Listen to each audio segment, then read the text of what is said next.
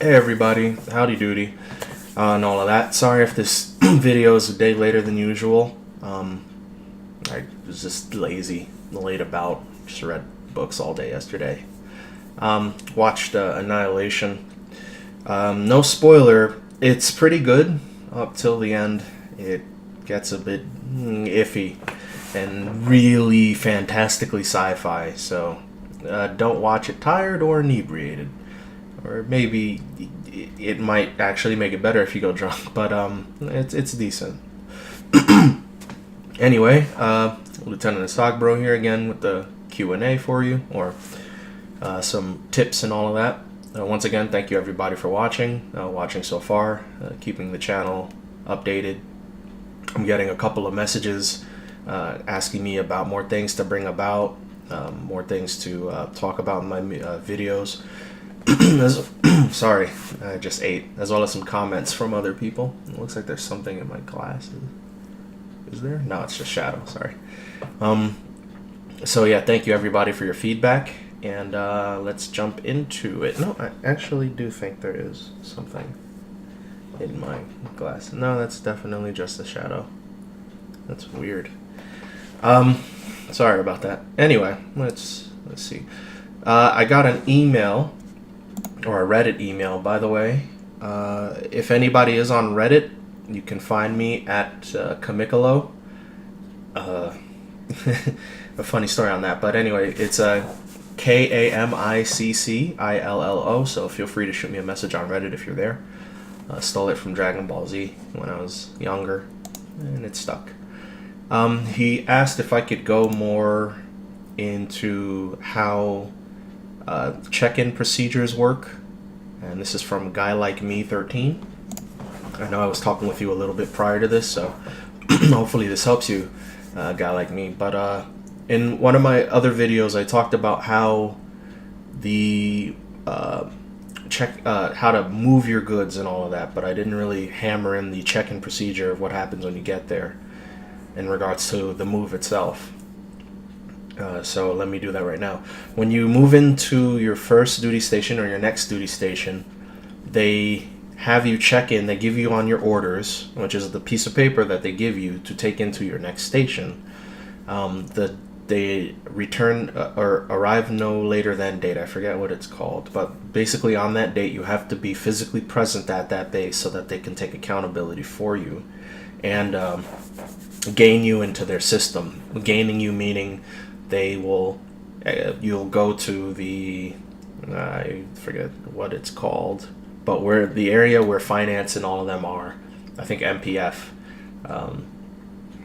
and they will put you in the system as having arrived and being stationed at that base. So for me, when I was leaving Maxwell and going to Edwards, I reported in on the 14th, the night before I was to be there, November 15th, so I met with my sponsor and all of that, and then the 15th I went to the MPF, I believe, and they gained me in, and just somebody keyed me into the system, and then from then on I was stationed here Air Force wide, so everybody knows that I am at Edwards Air Force Base. Moving back a little bit, when you get stationed somewhere, you will have a sponsor, or you should have a sponsor before you go. For those of you who are at OTS, I will speak to you here a little bit more apropos. For those of you who are going through Academy or some other commissioning source, ROTC and whatnot, apologies if this doesn't hit too much, gives you too much information, but you might pick up one thing or two. But for the people from OTS, actually, it should apply everywhere, regardless, coming from an OTS mind point. When you're getting close to commissioning, they are going to give you your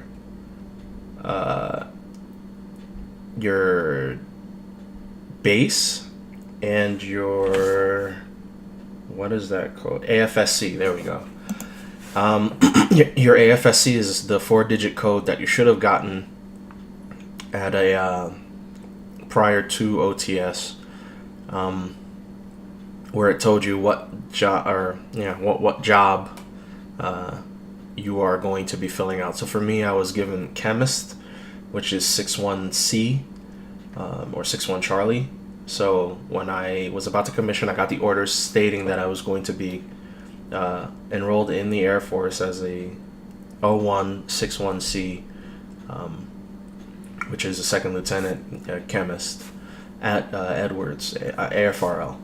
So on that order, it will have your AFSC, your arrival date, where the base is, all the other particular information, how many days it'll take for you to get there, the security clearance that you need for the job, for the duty, and I might be forgetting something, but that's the most pertinent on that form.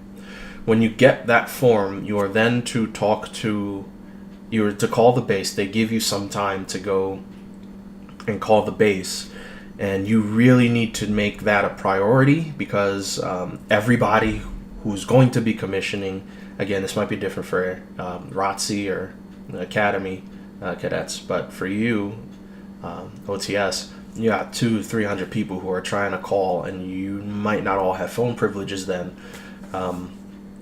So make it a priority to go when you can, to make that call to the base.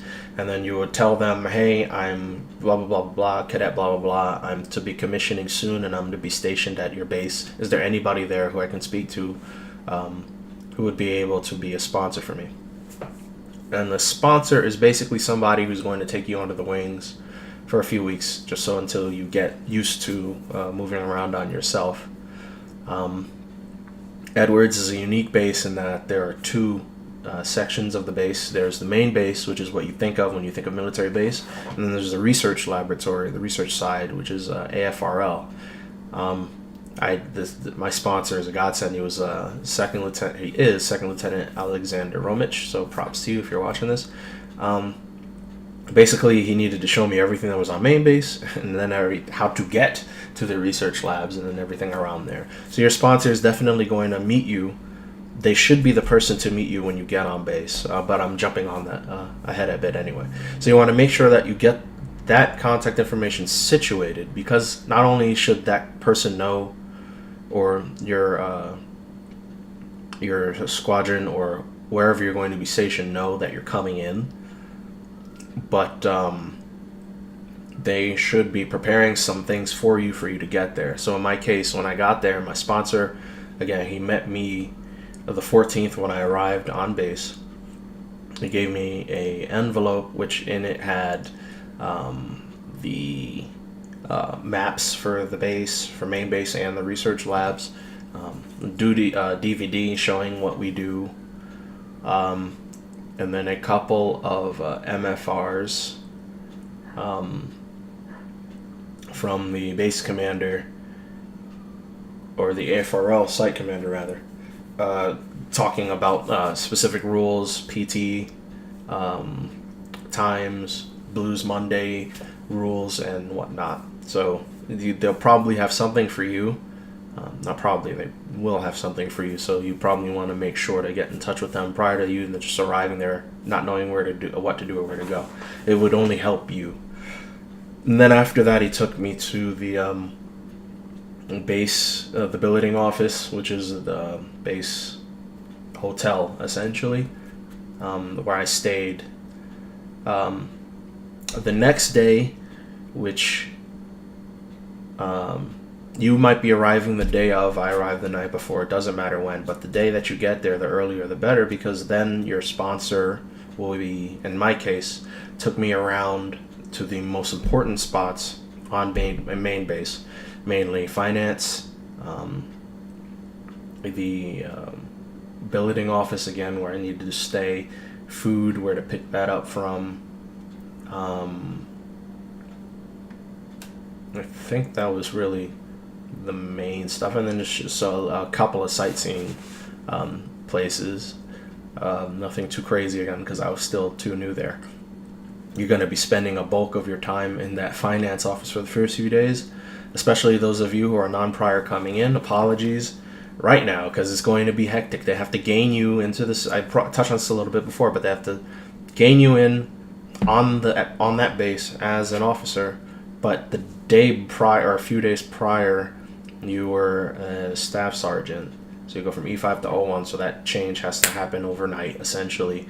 And then you have to be put in their system on top of that. And then you don't even have a fully established pay record prior to all of that.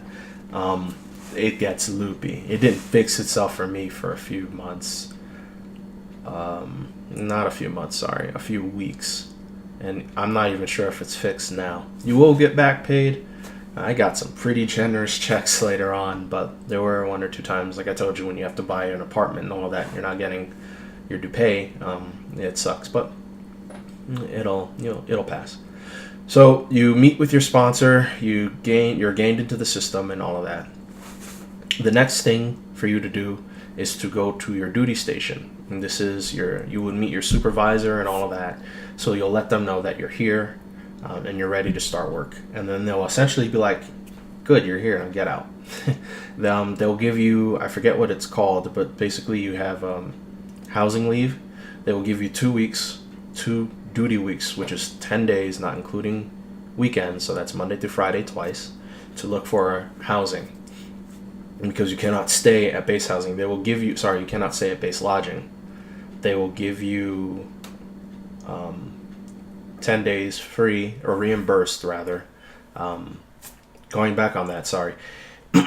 Those of you who are prior military, you will have your GTC, your government travel card. You will be using that to pay for your hotel stay. This you already know. Non-prior, such as myself, if I didn't touch on this, and if I did, I'm sorry for repeating myself. You will be having to pay out of pocket for 10 days. You will be refunded that when you go back to the finance department. Just make sure that you talk about the finance, that you're paying for this out of pocket, you're moving, and your payment situation. Make sure you get all the answers that you can possibly think of, because you will have a lot of issues with pay. But you will have to pay up to whatever the rate is per day at the billeting office. For me, it was $60 a night, so it was $600. I got reimbursed that, but that had to come out of my pocket since I didn't have a GTC, which you won't get until like a month later or something. It's a process, but once you get it, you'll take that with you everywhere. This is specifically for non-priors because you just won't have one. So after all that, they give you the 10 days of leave, and you'll go back to the hotel or wherever, and you'll shop around. Now, I'm not sure what it is on your base, but there will basically be a housing office. You want to make that your number 0 priority, because they can help you, and I think I did touch on this before, they will help you in finding a place to stay. So you want to utilize that source instead of just Googling what houses, like I did, just Googling what's around the area. They might even, going back again, when you check into your duty station, in addition to the pamphlet of stuff that you may or may not have been given, they should give you a check-in list, which is just things that you probably should do to get acclimated to the base. For me, I don't have my bag with me. It was a 2-side paper just telling me everybody that I needed to see and get a signature for seeing. That would essentially tell me everything that I would need for my time at the base. So it would be the chaplain, or was it even the chaplain there? I'm not sure. But there was definitely finance, your CAC and DEERS, all of that information. Meeting the fitness monitor, getting your picture taken for a yearbook, newcomers orientation, job safety trainings, getting your government travel card, setting up your email account, all of that stuff, all the stuff that you really need to do. It will be on that form telling you to do it. At least I hope that you will have gotten that form when you get there, and then they will send you off on your way to get your housing. And then again, I do stress that you go to whatever base housing office they have to make use of their facilities. Because, and I'm sure I touched on this before, unless you have a family or you're coming with somebody, it's going to be pretty hard for them to justify giving you a house on base. Or you could be in tech pilot school, a test pilot school, if you're lucky. They'll essentially give you one because you have to be on base. But I think that's an Edwards thing, and maybe one other place, I'm not sure. Anyway, that should be that Guy Like Me. Everything else is rehashed in the other one. But yeah, you're just gonna go in, grab a good night's rest at the inn if you come the night before. If you come the day of, you'll meet your sponsor at like 7 a.m. or something. And then they will take you to finance and all of that, and they will take you to your duty station. You'll get the particulars, and then you'll be sent off back by yourself for 2 weeks to find housing. And the 2 weeks will start the day. Actually, I'm not sure if it'll start the day of, like the day you go to your duty station, or the day after that. But it'll be 10 days from then on. Or 2 work weeks, rather. So yeah, if you have any other questions on that, shoot me another email or a Reddit post or whatever. Email again if you wanted, asagbro, ASAGBRO @gmail.com, or the Reddit, Kamikalo, or just leave a comment below. Hopefully that helped you. Next up, you also asked what my roles were as a lieutenant in the lab. This one might be a bit wordy, so apologies to you, but I have been stationed again at the AFRL as a chemist, a rocket propulsion chemist, at the RQRP propellant branch and the research labs. So basically, within reason, I'm essentially a rocket scientist, just like the cartoons from back in the day. I specifically work on rockets, from anything on a jet, a plane, missile, ordnance, you name it. We work on the propellant, which the fuel rather, and of that fuel, you have 2 or 3 different types. You have solid, you have liquid, which is what you think of, gasoline types. Solids, which is the propellant. It's a solid block of just fuel, something that you would use in, like, say, a rocket, like the Falcon Heavy that Elon Musk just launched, or sorry, SpaceX just launched. Elon Musk, something like that would be a solid, or think along those lines for how big solid propellant could get, but it's essentially a giant block of fuel. And then plasma, I think, but more on that later. I'm still learning as I go. As I've only recently started here about 2 months ago, I'm still catching up to speed, basically. But yeah, I just essentially work on fixing, maintaining, and improving upon propellant for our rockets. A typical day for me is I'll go in to work, I'll sift through the emails, and once the emails are caught up, I'll run to one of the many labs, and I'll work on some concoction, see if I could formulate some fuel and then test it. I don't think I've made any propellant yet, but I have tested some. Conversely, I can work on different types of coatings or polymers or something like that to make sure things work with how we use them. Sorry, I'm not trying to be, sorry if I'm a bit vague. As you will come upon when you start your own duty station, there are going to be some things that you can't talk about because you have to have a clearance to work there in the first place. So I can't really spill too many of the beans of what I do, but it is geeky. It's fun. It's like you learn all that math and stuff in school, and then you finally get to see, this is why it works. Because if it didn't, if 1 + 1 = 3, that would blow up. So it's cool. That is the cool part. After you make your things, you have to test them in any conceivable method to make sure that they don't blow up. And if they do blow up, it's a good thing because you know why it blew up, and you're testing it so that it doesn't happen in the field, or God forbid, to somebody in real life. So we test things very vigorously to find the point of failure because we want to know what that point of failure is. So yeah, it's cool. You get to make fuel and then launch it essentially in like a test motor, and then may or may not blow that up, which would still be a good thing. So hopefully that gave you a little bit more of an incentive as to what I do. I was going to say do. I hate when you have to say do. As to what I do at work. If you have any other questions, hopefully I could try to give you a more concise or concrete answer. Sorry if it was a bit more vague, but that's essentially what I do there. Yours might be something different. Yours, maybe. I think you said you were coming here too. I'm not sure what your position would be, but if you do, welcome aboard. And yeah, let me know. I could probably tell you, because there's a lot of people here. There's some people that are project managers, other lieutenants that could be project managers, that you, instead of doing the work, you're going to be overseeing the work being done by other people. Because again, we work with civilians, contractors, and military. So you got a hodgepodge of people trying to accomplish the mission. You might be leading them. You could be doing things in there.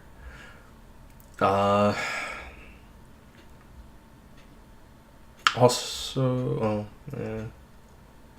well, I could touch on that a little bit too. You will also be, you may or may not, they might have a fixed person in your unit, but probably not. They are your duties there. So you have your normal job, your normal whatever hour to whatever hour job. For me, that would be chemist, 7 to 4:30. But then you have your official duties, which are your military duties. These things are part and parcel with what you normally do, but they specifically are for the military.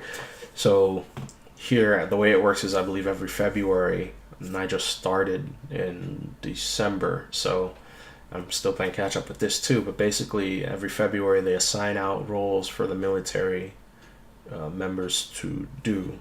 So for the year, you will be in charge of that specific thing regarding military. So you'll have UDM, which is Unit Deployment Manager. Somebody is going to be in charge of helping prep, select, prepare packages and all of that for people who are looking to deploy or volunteering to deploy.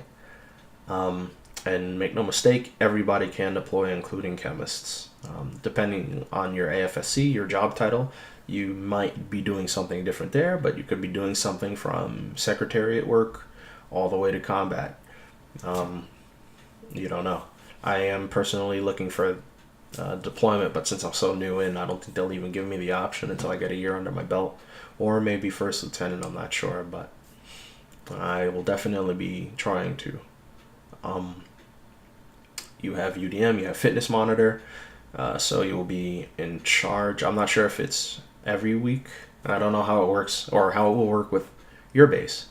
But here, every Wednesday where we have the mandatory fitness, the fitness leader rotates, but there's always one fitness monitor, or I forget the term for it, but that person will be in charge of keeping record of everybody's PT scores, hoping to make sure that everybody maintains, whatever goal was set, yada yada yada. You have your first sergeant. Well, I think that's assigned more so than a duty.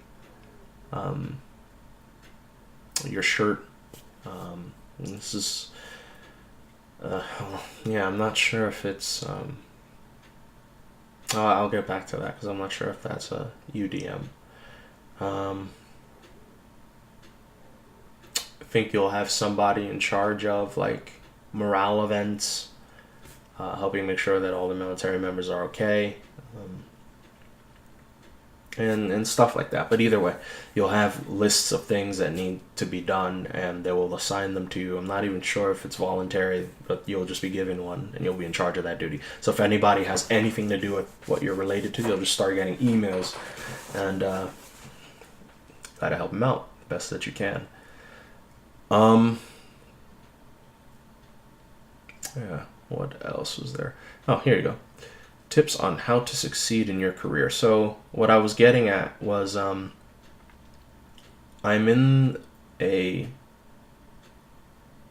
when you get to wherever it is that you are stationed, and this is for everybody. Of course, it's a video, but I didn't want just to focus on that. Guys like me, person. I mean, to everybody. When you get to your first duty station or your next duty station, and you're given your job title, you're given your duty, and you report to work every day. You're on time. You're sharp. If you're me, you're bald. You're well cleaned. You're shaven, and you go to work and you hit the floor running. That's only half of what makes you stand out. You know, you could be the best worker ever, but antisocial. You could be everybody could like you, but your work could suffer because you're too busy being a socialite instead of completing the mission. So I mean, it's something that everybody knows. You've been hammered this throughout. You're here because you know that already, but it's never an issue to re-educate or just to hear it again. You want to keep everything level. You want to have a good social balance with you and your peers, and you want to make sure that the work is getting done and it's getting done at 110%.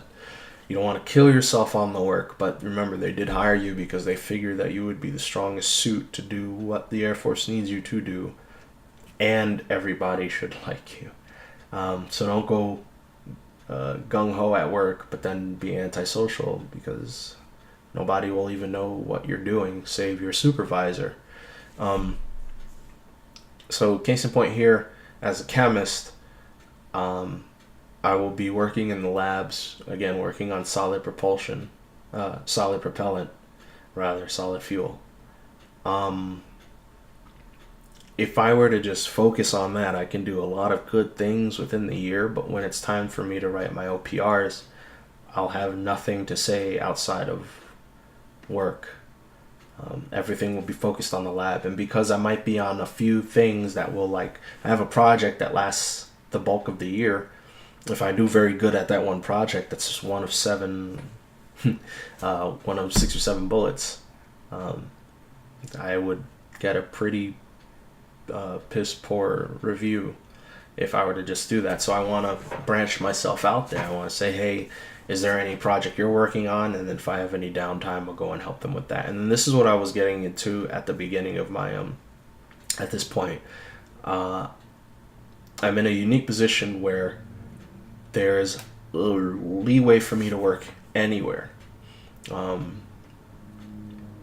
So I'm not just focused on one task at any given time.